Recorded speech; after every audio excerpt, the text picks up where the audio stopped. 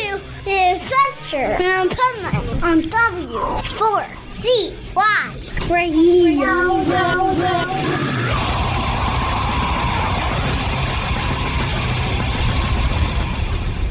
Wake up, America! It's time for the Adventures of Pipeman on W4CY.com, West Palm Beach's #1 internet radio station. Here's your host, the Pipeman. You're wasting your time. The boy's bad news. Leave him alone, cause it's just bad news.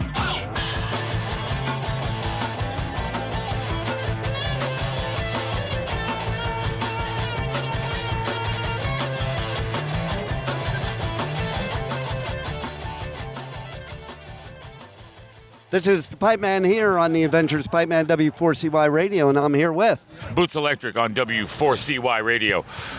I love Nice. that. And Jenny V on. Hello, Jenny V. Hello. Eagles of Death Metal. I love your hair, by the way. Thank you so much. Mine was blue, and I went back to normal for a little while, and I'm kind of bored. Are you really normal, though? No, Oh, there you go. just my hair. Just beautiful. That's right.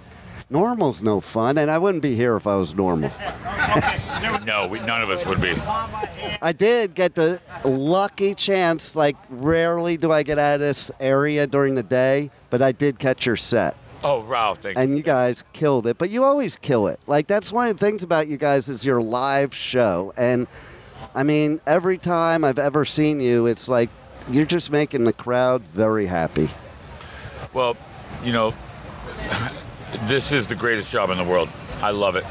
And there's a recorded element to it, but the live element is what keeps it alive, you know. Agreed. And I've always made Eagles of Death Metal built around the idea that I wanted it to be more like Ringling Brothers than like anything else. In fact, eventually I want there to be an audition for the new Ginny V and the new Boots Electric when, you know, we're 100 years from now when we're long gone and we're just one of many pictures on the wall.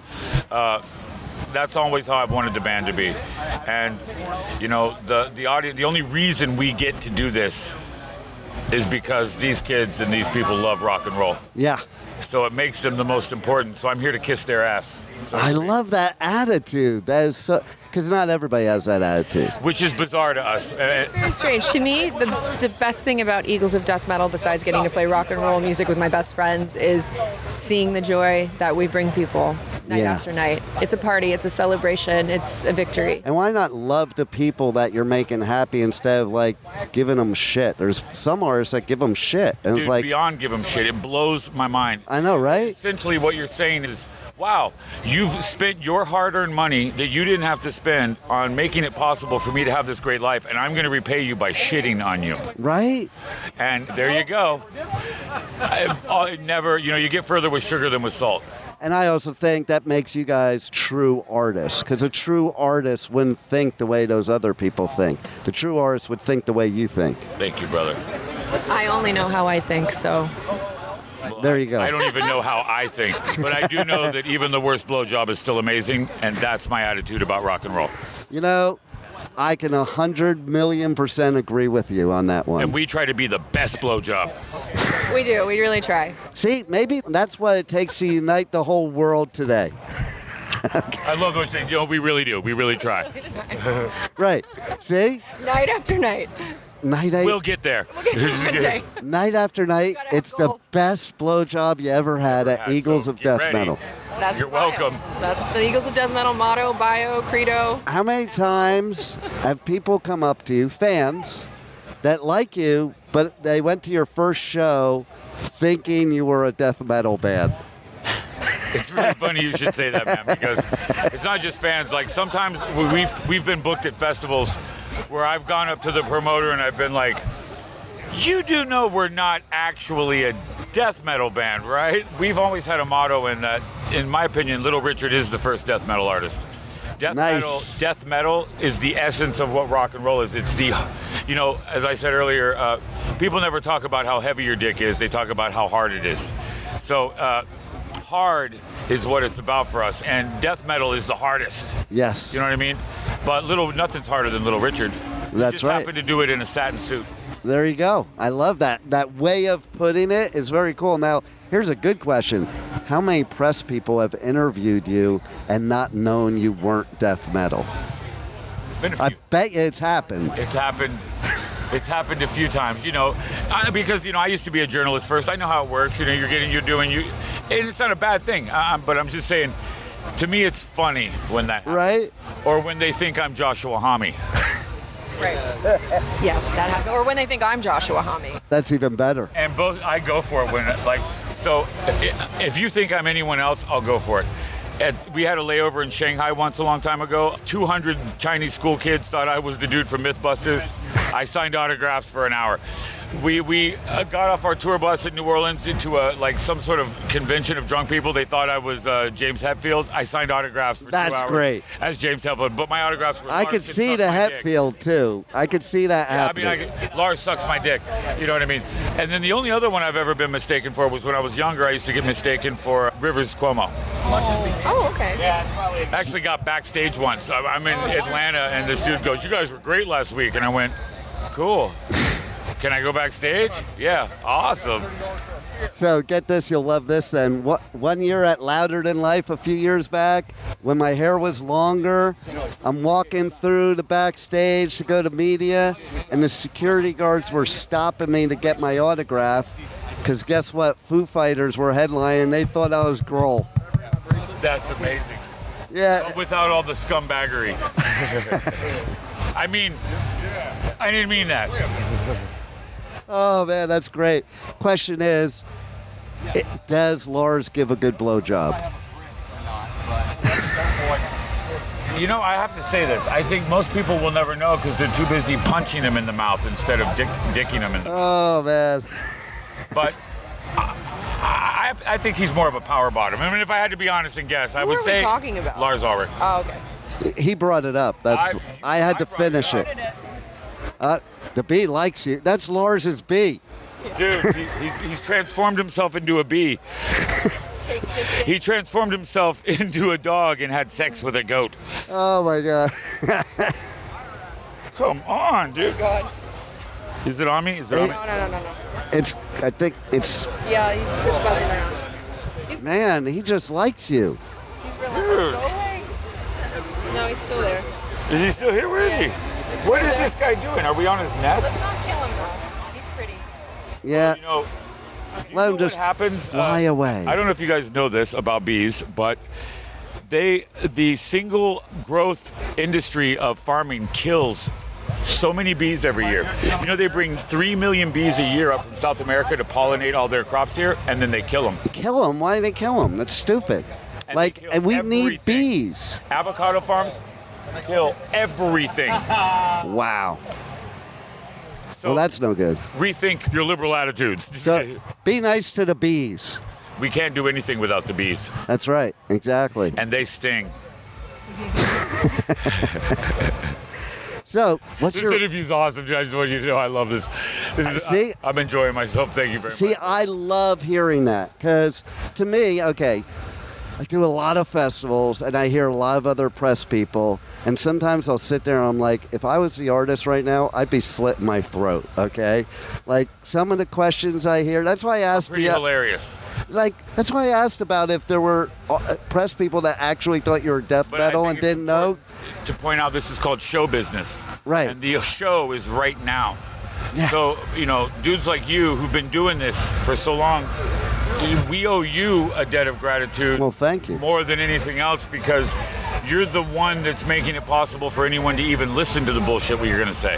You know what I mean? See, I love that. You're taking the time, you produce a show, and you bring the message to the people. That's why it's so critical to be able to trust your press. And I already trust you. I already can tell by the questions you're asking me that you love music. Yeah. But No you're doubt. doing something that is just as important as what we do in terms of keeping this thing alive.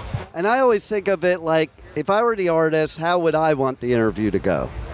Because when you're an artist, you're a creative. You're not supposed to be a business person. So to me, this could be the worst part of your job if you have a bunch of boring press people asking you, how'd you get your band name?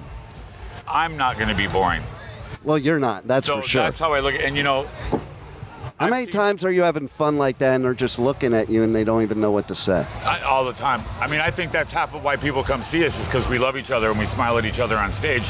I mean, it may be that, I mean, it could almost be equal to that as to the music, because what an anomaly to see a band enjoying themselves and liking each other and loving each other. Oh, and you can totally tell. You can totally tell when bands are up there and hate each other and dialing it in. These are my best friends. And then you're having a great time up there. Like, I watch you guys up there and it's like, they're just having the fucking time of their life. We've won the giant lottery of life. I mean, these are my best friends on earth. And they're the quality of people that I would kill and die for. You know, Eagles of Death Metal has gone through some weird shit. We survived a terror attack. Yeah. And when that happened, for the band members that came after that, they had to be uniquely amazing. Because it wouldn't have been easy. I mean, I wouldn't have necessarily wanted to jump on stage with a band that might be shot at again. Right. You know what I mean? But not only able to do that, but then to bring something to the band that makes it live longer and bigger. Jenny V is one of the most impressive people I've ever known in my life, and that's not just because, you know, she's in my band. She's in my band because she's an impressive person. And she's shown herself to be quite frankly, one of the best friends I've ever had. And what That's she's so brought important. to our world has enlarged it and enriched it and brought people into our world that have enlarged it and enriched it. And it's difficult to express these things to a person. So I try to take advantage of moments like right now, you know, so that I can do that, because I want people to know how I love them, especially when they're important to me. And this gang that we're in is special, and it's special to me, and it wouldn't be if it weren't for the people that are in it. When I joined the band, we had been hanging out. I knew they needed a bass player. We had some mutual friends. I was hanging out at Jesse's. I walked over there one day. And You walked over. Yep. I remember that. Wow. And opened the door. Hey, Jenny. Hey, Jess. He said, would you like to join the Special Forces of Rock? Nice. Yes, I would, and I will not let you down. And that's how it happened. And never has. And here we are at Aftershock. Never has let us down. That was almost 8 years ago. And we don't really have girls or boys in the band. We just have the most badass people that there are. Players. That's all that should count, really. Like, She's one of the most badass bass players in the world. Leah is one of the greatest drummers. That's why they're in the band. And because I have a great mom, I'm able to actually live that.